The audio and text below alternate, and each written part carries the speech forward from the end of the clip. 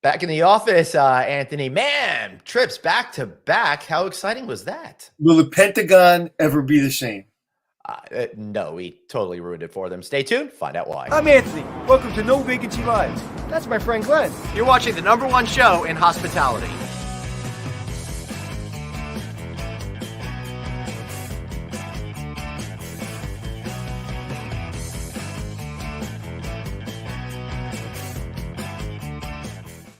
Hey, everybody, welcome to No Vacancy Live. We got Anthony Melcuri over there. I'm Glenn Hausman. Anthony, not only did we survive Las Vegas, but somehow through an error of judgment, they allowed us into the Pentagon yesterday. Okay.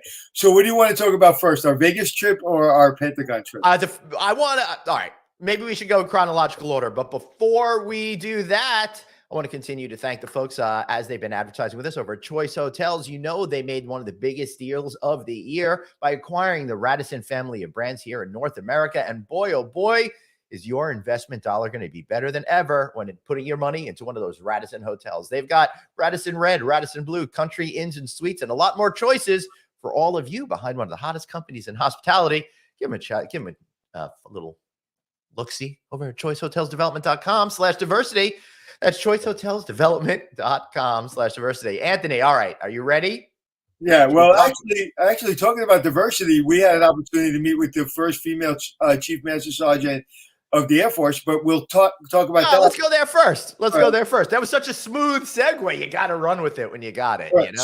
So let's go with let's start with, if you wouldn't mind. I wouldn't. The parking situation. If you want to park, I told Glenn, I said, listen, I haven't been to the Pentagon, but I've been around there, and the parking situation is not going to be good.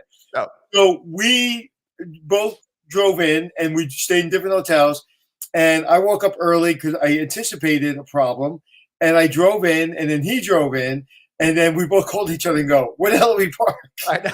And then it took us about, I'd say 45 minutes. Finally, they sent us a spot.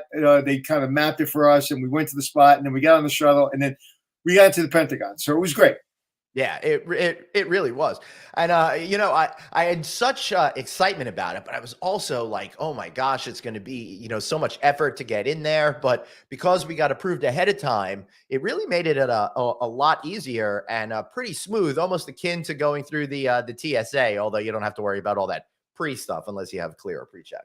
Well, yeah, they did all the pre-work, and then, of course, they took a picture, and they took the IDs, and we went through scanners and all that stuff. And then we were fortunate enough to work with the Office of the Chief Master Sergeant of the Air Force, and they were lovely.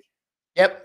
So that one, because of the Pentagon, et cetera, we could not do that show live, but we're putting it together now in a fun, unique type of a format. And we're going to get that out hopefully next week to you. But what an experience that was, going through those hallowed halls of the Pentagon, where some of the biggest decisions that the United States has to make are made. And we got to experience that and then interview one of the top people in the entire Air Force. Yeah. And there's two things I want to say there. One, she doesn't do podcasts, as you can imagine. Very, very rarely, if ever, in her office. And two, you'll be happy to know that getting internet service in or out of the Pentagon, unless you are working for the Pentagon, is very difficult. So we have all kinds of issues.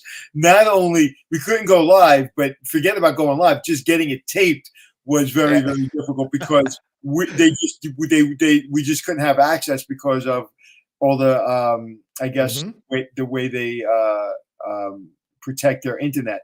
Yeah, but being in the office, and then Chief Master Sergeant of the Air Force Bass is one of the most delightful, soldier-driven people I've ever met in my life. She truly cares about the 600,000 people that are in the military or in the Air Force. And she is, I said, the first Chief Master Sergeant of the Air Force female. And what does a Chief Master Sergeant of the Air Force do? Basically, she's in charge of making sure that the soldiers in the Air Force have everything they need to be prepared to deter war and also to be prepared to go to war and to win.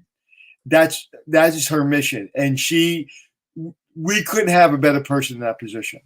Yeah, that's absolutely right. It's amazing that someone is able to dedicate their whole career to making sure that all of the troops have what they need in order to be successful from an amenities, physical standpoint, operational type of stuff. Pretty So interesting. I was in the military, as everybody knows. You were it, and I've been around that environment for 5 years. Hmm. What was it like for a person like yourself that's never ever been anywhere near an Air Force base, let alone be inside the Pentagon, steps away from the Secretary of Defense? Well, as someone who's seen fish shows at decommissioned Air Force bases, I will tell you it's nothing like I expected.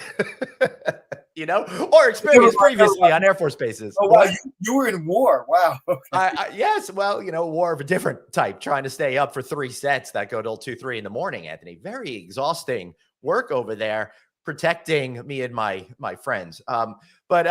Yeah, it was really interesting to me, take it seriously for a moment there, because it was just so incredible to see this. And what I really liked is we had the opportunity, as you know, because you were with me, to get a great tour, a private tour, just you and me and someone from the military that walked us around, and to see how they honored history, the not just honoring it, but the reverence that they have for it, that everything that came before them is what we want to be and espouse our beliefs like them now. So I really felt that continuity. I felt the seriousness of it. And it was also just pretty cool being in that type of environment before and walking around the world's largest office building with 6.5 million square feet. One of the things I pointed out to Glenn was everybody in that building is walking with purpose.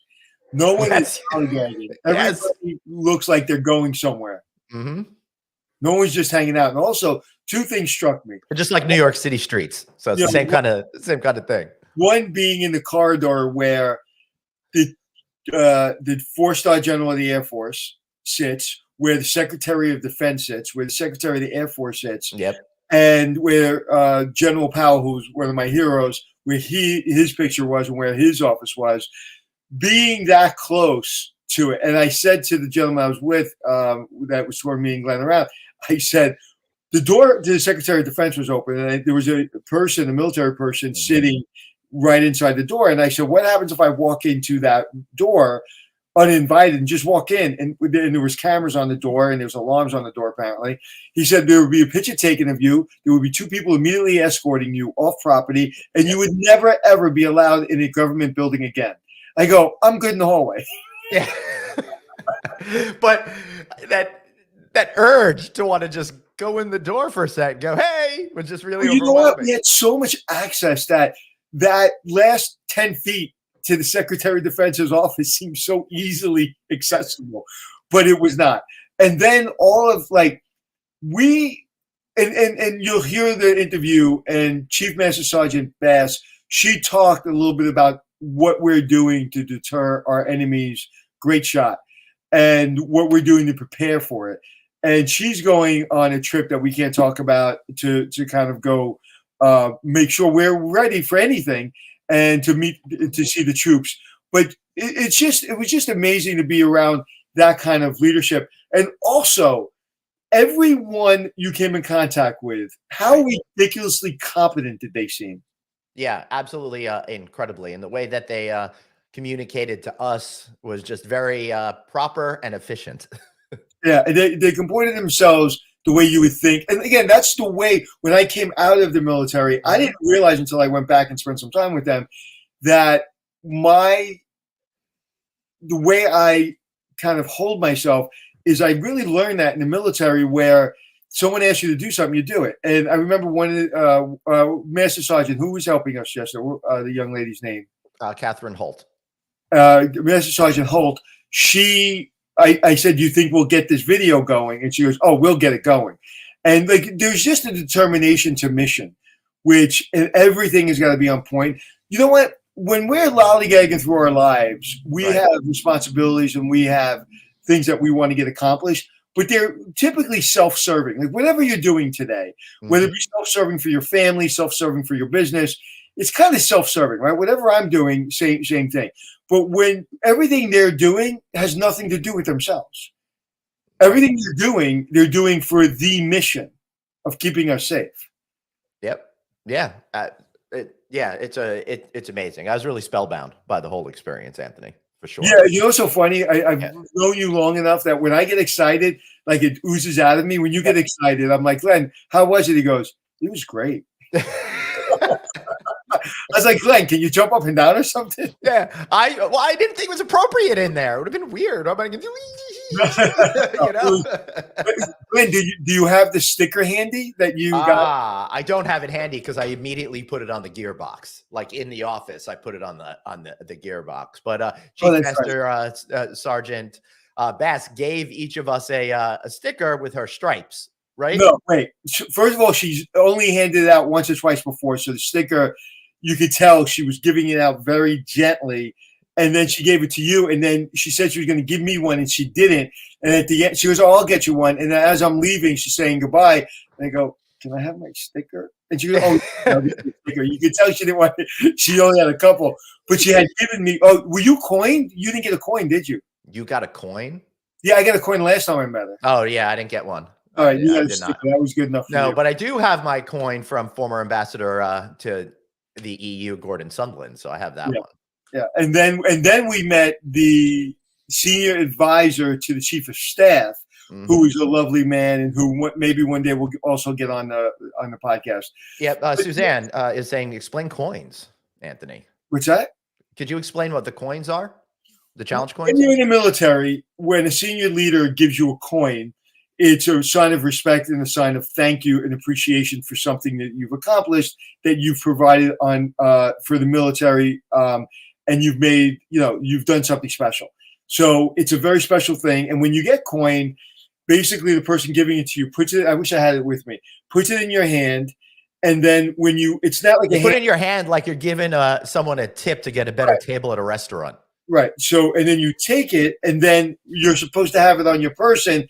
And anytime they ask for it, say I forgot what they call it, but basically they call for the coin. And if you don't have it, you owe them a drink or 10 push-ups. Right.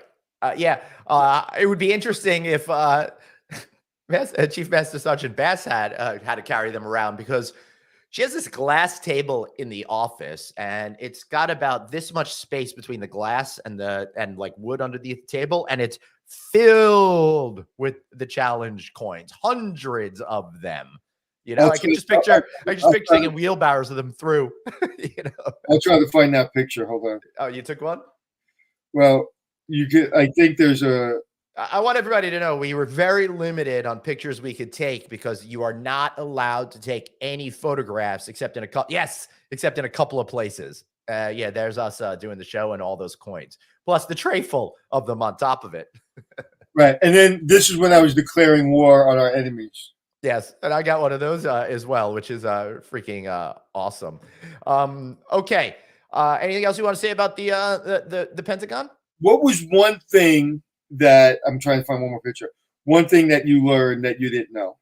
All right. One thing that I learned is, and this may sound kind of silly, but I always wondered what was in the center of the courtyard of the Pentagon. And as we're walking through there, there's a building that's there.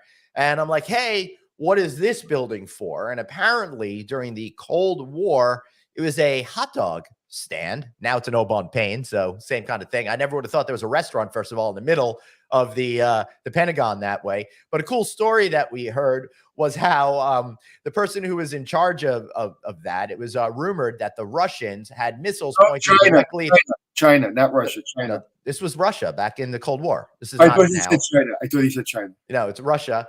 Okay. Russia back in the Cold War had missiles pointed at it, supposedly a number of them. So they painted a giant bullseye on top of it, and they called it the Ground Zero Cafe ever since, which is hysterical. Right. So if they were going to blow it up, they were going to blow up a lot of hot dogs. Yeah, for sure. What's fascinating to me is we were standing exactly where the plane hit. That's right. And there was actually a room. And Anthony's referring to 9/11, of course. Right. I thought I said that. Sorry. And there's a chapel, if you will, in that corridor where everyone from any faith can come and pray and do a service. It was wonderful. It was it was really, really, really big.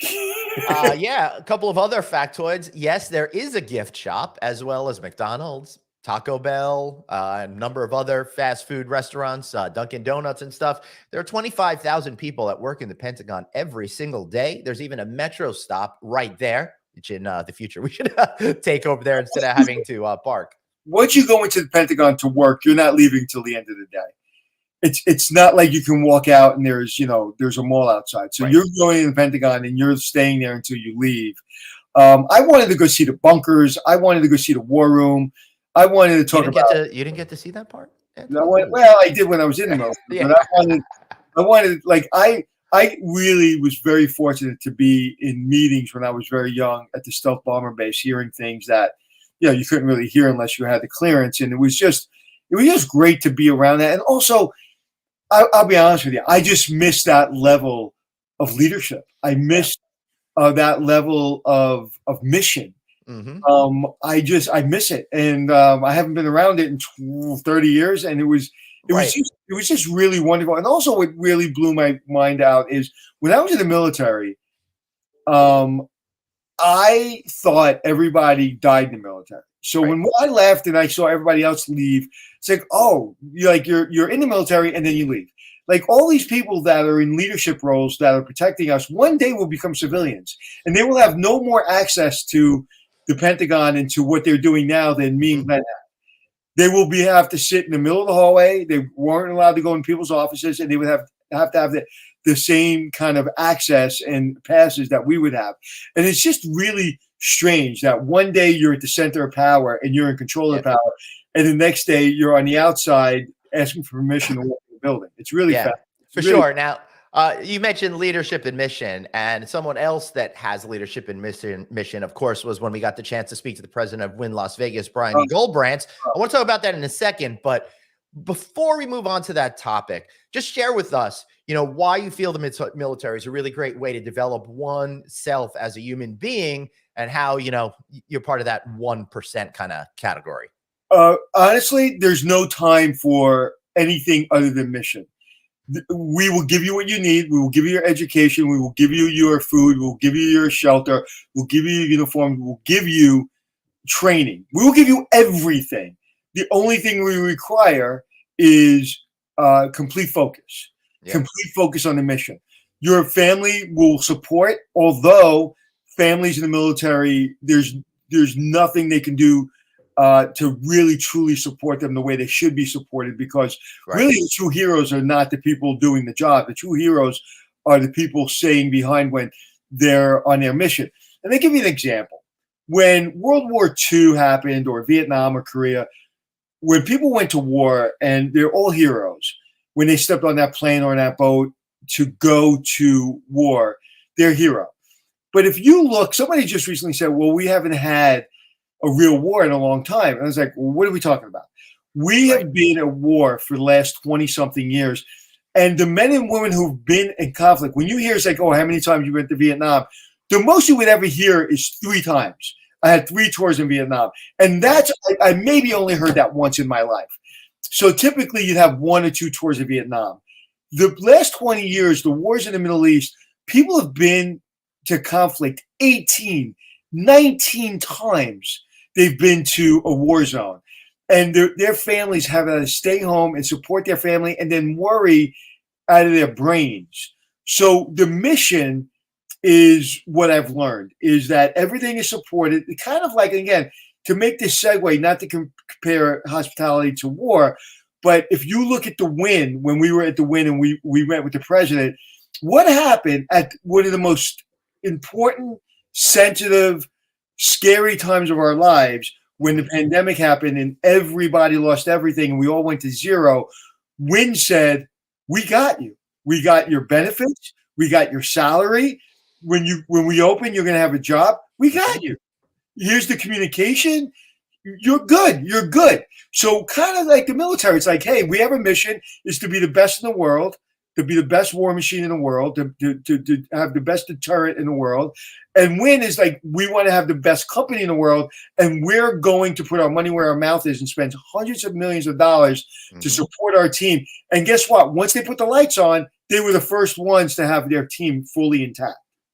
Yep. Yeah. And you can see the service difference. And I remember, Anthony, when I walked in there in June of 2020 and I saw the people and I was talking to them and they're like, oh, some of us never stopped working and all of us got paid. It was really amazing. It was amazing. And they paid their third party. So if they had third party contractors with cleaning contracts, they still pay those contracts. That will be in the memory generations. That's right. If grandma tells their grandkids, they will tell that story. And when the grandkids tell their grandchildren, say, oh, my great grandma told me the Wynn Hotel. See the Wynn Hotel? When she was a young lady and she was working there and there was a pandemic, they made sure she still had a job. So to me, I felt that strength when I was with, obviously in the Pentagon, but also when we were with Brian, the president of Wynn, when we were having dinner and we were walking around, he has a true sense of mission. Right. Yeah. Absolutely. And that's kind of what I got out of that conversation we had with them. And I'd highly recommend go to novacancynews.com or our YouTube page or our respective social media sites to go look at that interview that we ran last week here on No Vacancy, because he really gets into that leadership thing. And Anthony, he was one of the best examples of a servant leader that I have seen. His whole philosophy seems to be built around the idea of empowering and propping up others so the entire organization can find success together. He has thousands and thousands of employees, is in charge of literally billions of dollars of revenue. And $10 billion this last year. And just tremendous amount of responsibility. And when he walked around that hotel, he walked around the hotel like it was a 100-room hotel, and his kids were working the front desk. He knew everyone. He was comfortable in his own skin. He was comfortable being there. I remember talking to one of my mentors, Eric Long, and who is the president of the Waldorf Astoria, now retired. And he walked around the Waldorf very much the same. And I remember saying to him, I was like, I was told you can't run a big hotel the way you run a small hotel. And the reason I asked him that is because I was about to take over a 3,000-room hotel. Right. And he said to me, if you can't run a big hotel like you run a small hotel, you shouldn't be running hotels. I'll never forget that as long as I live. Because it just maybe takes more energy and more focus, but you should still know everybody's name. You should still make everybody feel like it's a small hotel. And that's what I felt like walking around with Brian. I felt like he was just a guy running a small hotel, and everybody knew him and everybody was comfortable with him. And you're talking about people, the A-list of A-list who stay there and who perform there. And when the Wynn calls, whether it be a purveyor or whether it be a celebrity, people pick up the phone. So you're talking about a man responsible, and really, I'm not ashamed to say he's got the job that I would die to have. Yeah. He is he's an amazing person, and listen, I am jonesing to run a hotel again and to run hotels again. That's kind of, and when I'm around a guy like that, I just realize, and again, being in the military, I'm missing that connection to people, missing that mission. And I've had tremendous, I have a tremendous career, but there's nothing like showing up in the morning and having your team know what the mission is, whether it be in hotels or whether it be in the military. Yep.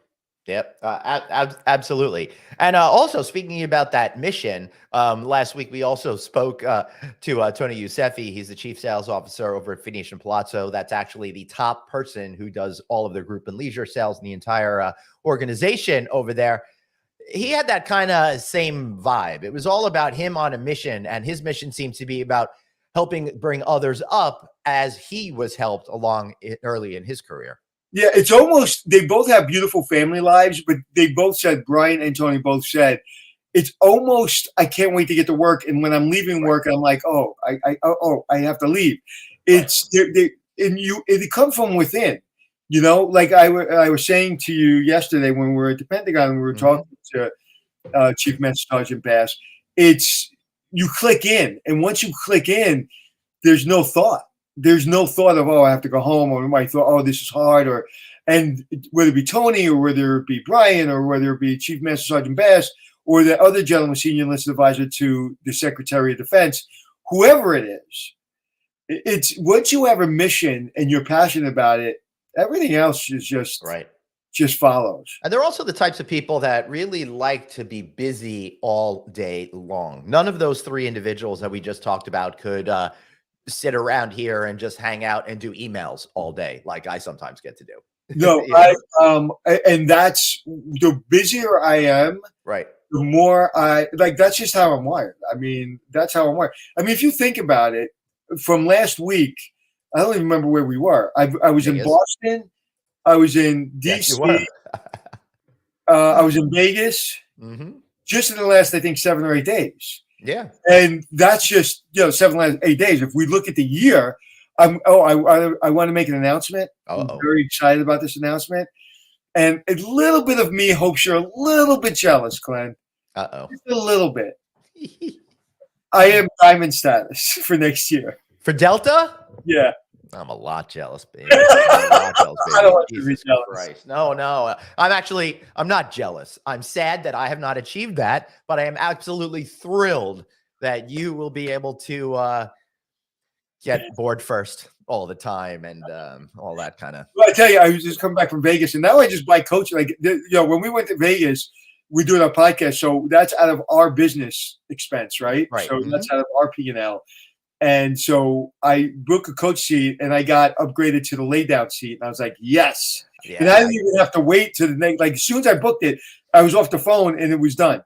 Yep. Well, I flew back from Vegas on Saturday afternoon. So I got to live like a high roller like that, too, because nobody's leaving Vegas on a Saturday afternoon. Except that one time Dave and his friends had to leave on a Saturday at midnight flight. That's a story for Friday Night Audit. Tune into that show. But I'll tell you, Anthony, I got upgraded to the Delta One seat, and that is my favorite upgrade ever. Yeah. Delta One seat leaving Las Vegas. Because if you've done Las Vegas property, you really want to have that lay down seat and the first class service, I will be remiss Yep. if I did not say that when we were there, we were very fortunate. Another superstar leader, Shannon McCullum from Resorts World, who runs all three of those hotels. She's the vice president. And she was lovely, and she hooked us up with rooms. And we were there to help her with the Shark Tank thing at UNLV, where we judged technology. Great technology. Yeah, it was a lot of fun doing that. Go on. Sorry. No, that's okay. With Professor, who used to be Robert Rippey. Yeah, who used to be a fighter pilot in the Air Force. And I don't know if I've told you the story before, but we were talking the first time we met. Yeah. And I was like, "Oh, you were a fighter pilot?" So immediately I just, I'm me, I'm a lapdog when it comes to that. And he was like, "Yes, I was." And I said, "What have you done? And have you ever gone to war?" Whatever. He goes, "Well, remember the Lebanon when we had to, deal with Gaddafi back in '88?" I was like, "Yeah." I said, "I was on a parade ground. I think I was in Mississippi in Keesler, or I don't remember." Mm-hmm. And I don't remember what I told him. But I said I was on a parade ground. And I remember these airplanes taking off from our base. And someone told me they were going to Lebanon. And he literally turned to me and he said, "Guess who was in that airplane?" Wow. I lost my mind. So this is the person who's teaching hospitality, who's teaching technology. And he also was telling me about this kid that he was mentoring from UNLV in the technology hub that they have there, that he's actually reinvented how sports booking works for dummies. And I don't want to go through it because I don't know if I'm allowed to. But it's just amazing, these great leaders. And then Shannon, so when we were staying at the Crockford Hotel, which is beautiful. Yep. I was leaving to the airport on what was it, Friday night, Glenn? And I was taking a red eye. And I got a message saying, "Sorry, but your plane's not leaving till 10 o'clock tomorrow morning." And I don't like being out on Friday or Saturday out of my house. Yeah. But you happen to be at the Crockford. You happen to be in Vegas. And on top of that, she put me in the Hallmark suite, which is all about Christmas. I'm going to drop a video about it the next day or two. It's all about Christmas. So, it doesn't suck. When you get delayed, you get a first-class hotel in Vegas and you get taken care of. So it doesn't suck. Yeah, it does not suck getting stuck in Las Vegas. That's for sure. Hey, and if you guys want to check out my feed, I put up a video on the Christmas suite with Shannon last week. Plus, I got to go see the Enchant, which is also sponsored by Hallmark. It's this City of Lights out back there with 4 million light bulbs, the world's largest Christmas themed maze. So I got some great photos and video of that as well. Plus, Anthony, we took a ride in the Tesla tunnel. I was going to say that. And I thought one of the things I thought was cool. Tell them about the Tesla tunnel, and then I'll tell about my experience. First, I'll also send out my personal thanks to Shannon for showing us such hospitality while we were at Resorts World last week. It was pretty cool. And it's a hint of things yet to come. Right now, it's not, even though it's the Vegas Loop, it's not a loop. Right now, it's kind of a line. A new tunnel's already been dug to make it an official loop. It has not yet opened, will shortly. Really felt like it was kind of in a combination today's normalcy combined with a futuristic sci-fi kind of a thing. Because we got into the vehicle and we're like, oh, we're just taking a regular cab ride. And then all of a sudden, you kind of go into this tunnel. And, did you post a video? I did. I posted it. I posted it last week on your LinkedIn. Yeah. No, it wasn't on LinkedIn. I just did it on Shorts, YouTube Shorts, and stuff like that. I got to post it on LinkedIn as well. But it's really cool because it's just like a small 1-lane tunnel. So if you're all used to going into big tunnels, that have 3 lanes on either side, right? Look how small and cool that is. And I'll tell you, you're only going through it at about 30 miles an hour, 25 miles an hour. But because it's such a small space, it feels like you're going super incredibly fast through that particular tunnel. Really, really, really great experience. Yeah, I'm glad you described it because I don't know if I had been as eloquent as you. I don't think I would have been as articulate. It was very much that today and tomorrow. And I really expected to be in a spacesuit, to get in, the doors to open, then the close. Yeah, they had gull wings in the vehicle. Not to see a driver. It's also my Karate Kid move. Yeah. Right. And not to see a driver driving it. And then all of a sudden they go 3, 2, 1, shoot. And then within a second, somehow the doors open and they launch me out into the convention center. Yeah, I like that. Right now, it's a Tesla going through a tunnel with somebody driving you through the tunnel. So it's cool, but yeah, like you said, it's today and tomorrow.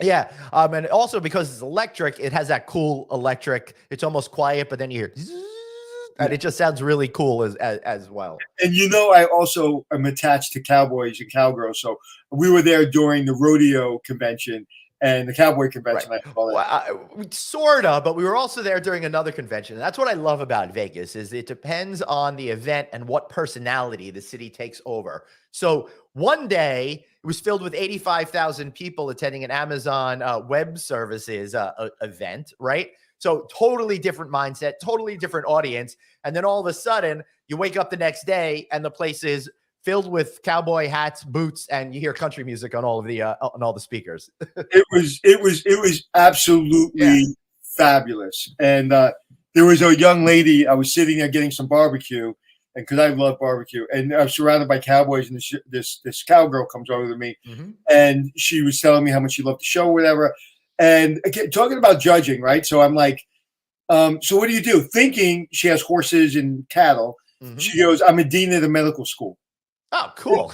I was like, wait, no, you're a cowgirl. She goes, no, I'm a doctor. She goes, I'm a cowgirl doctor. I said, cool. That's hysterical. You know what, Glenn? We get to do really cool things. And when we were in, was it Delilah? Is that the name of the restaurant? Yes, correct. Delilah's. It's a new restaurant that's kind of like, think of Rico Ricardo playing the bongos in the 50s. It's that kind of vibe. To jazz club, A-list celebrities. Matter of fact, we won't tell you who we saw coming in, but A-list celebrity walking in, and the food and the drink and the uniforms and the music and the live music. The young lady singing was wonderful, and just being able to be with Brian, the president, and really know what to order and have beautiful wine. We had a nice week. We certainly did. All right. I'm gonna have to bring up a picture of this place, and I'm sorry for all of you listening over here, but it's really freaking beautiful. All right, here's an article from Vogue magazine on Delilah's. Let me censor that a little bit better. Look at that picture does it justice. Right? No, when you're there, it's just so much better. Yeah, it is. But I've seen some pictures that don't do it justice. That picture does it justice. Hey, here, look at this. And we were in the front. We had the best seat in the house. Yeah, we sure did. It was pretty unbelievable. Yeah, and when you walk in, everybody knows your name. Yeah, I know. And a moment of silence for Kirstie Alley, speaking about everyone knowing our names. Hey, that's us with President of Las How do Vegas you go from Inns this Resort. to Kirstie Alley? What's that? I'm sorry. I love the menu. The menu. Yeah, it's a hand drawn picture. The whole thing evokes that 1920s Great Gatsby's kind of an era, if you want to visualize it. And the general manager of the restaurant was a kid from Long Island. When I say kid, probably early 30s. I said, "How'd you get this gig?" And he goes, "I was running clubs in Long Island." Now, growing up in Long Island, Glenn, and growing up in Brooklyn, you know the guys that was running the club. I also know the type of place he was running. That and Wynn never would have thought a relation at all. So a kid from Long Island running Long Island clubs. A real beer bar that he was running. Yeah. Right. And then to elevate himself, to come to Vegas, to do the work, to get elevated to the position of general manager. And he looked like he was born in that club, looked like he was belonged in that club. That's the zero barrier to entry we talk about, that this kid was a Long Island club kid that was running clubs on Long Island. Again, being from New York, you know what kind of kid that is. He's just a hustler. Yep. Then he goes to Las Vegas and really does the work, refines himself to be, not that he wasn't refined before, but then does the work to be in that room. And he looks like he was born to be in that room. And then Brian, when he walked away, when the general manager walked away, Brian said, "That kid's a superstar." Yeah. Yeah. And on top of that, we may be going to a football game. Yeah. Well, we'll report back from that game sometime in January, at the beginning of January. That'll be pretty exciting. I want people to tune into the show, not tune out, because we get to live these fabulous What's that? lives. I don't want people to tune out because we're living such fabulous lives over there. We're working our asses off too. But next week, the week after next, I'm excited because we were just at Resorts World in Vegas. We're going to be at Resorts World Catskills. We're also going to get a chance to check out the Chotwell Lodge in upstate New York. It's a project that Dream Hotels has been working on for many, many years. And congratulations to Dream for selling to Hyatt, which was announced last week. So I'm curious to see what a very high-end luxury lodge is going to be like, and what kind of experiences they're able to deliver to guests. I'll tell you, and I'm excited. And in 2023, I'm not getting Diamond again because I'm reshifting my focus to not only the show, but to really get more involved in hotels, running hotels. Yep. So I'm excited. So you can have my Diamond status next year. I'll take it. Or if you guys want to see me achieve Diamond status on my own, feel free to hire me for your next event, hosting, moderating, emceeing, whatever you need, or have both of us come. We'll do an amazing keynote. So what day are we going up there? We're going up there next week? No, the week after next. Next week, now we're having a behind the scenes chat. Next week I'm going to pick up my son Ben from college after his first semester. Then going to see some family in Philly. My brother-in-law is turning 40. Are we doing our podcast next week? Yeah. Yeah. We got a great show next Thursday. We got Greg Jusium, the CEO of Extended Stay America Hotels. He's been there about 6-7 months, so he's finally ready to come on and have a great conversation with us. We got a couple of other cool things. And talking about that, I got to go through my picture roll to know where I was. Do you ever do that? You're like, I don't know where I've been. I have to go through all my pictures. Yes. Mr. Martinez, Manny, who is now who's our friend at the Mark Hotel, who is general manager of the Mark, who took a 6-month stint at the Watergate Hotel, and is now at the Salamander Hotel that used to be the Mandarin Oriental. And he said once the $30 million renovation happens there, we'll be invited back to see this beautiful hotel. So excellent. I had lunch with him yesterday, and he says hello, by the way. Excellent. Tell him I say hello. Well, I guess it's too late since you've left him. I'll drop him a note. Well, let's go back to someone passed away. I'm sorry, what? Kirstie Alley. You want to go back to? Oh no, I feel I didn't understand why you interjected that in the middle of the sentence. because you said where everybody knows your name, and Kirstie Alley is the star of Cheers for 6 years. I gotcha. I understand. But yeah, 71 years old. Apparently, best friends with John Travolta, and yeah, she was getting a little weird at the end. But may she rest in peace. She brought a lot of hours of funny television. Hey, I just want to go on the record of saying I think the Kirstie Alley years of Cheers were much better than the Sam and Diane stuff that came before it. You know, funnier, weirder. Yes. She was absolutely terrific and showed off what a physical comedian she could be. All right. So before we wrap up today, Anthony, I did want to do one more fun story, but I got to bring up I got to share the screen again here. That's right. The 2023 TSA Canine Calendar is out now, Anthony. You can download it for free. Yes, you can download it for free online. All of a sudden, I can't hear you. You can't? You can't hear you, Glenn. Or at least I can't. Really? Can you, Suzanne? Yeah, Suzanne can hear me. TSA Canine Calendar. That's right. It's a beautiful dog. For those people who can't see it because they're listening to us, it's a TSA Canine Calendar, which is adorable. And Glenn wants to tell you something about it, but he can't hear you. No, I can hear. You can't hear him. I can. So I want to thank everyone for being on the show. We can hear you. You can hear me, right, Glenn? Yes. So does that mean the audience can hear you? Yes. Okay. So you take it from here, Glenn. Thank you. Yes, absolutely adorable. It's free. Download it right now at that address you see right there, or just type into your thing, TSA Canine Calendar. Look at these adorable little pups while they're spending all day sniffing out bombs from the bad guys. Why not hang them on your wall and celebrate these hard-working animal friends? All right. I think that's it for that. Can you hear me now at all, Anthony? That's going to be a big old no at this point. And he's frozen.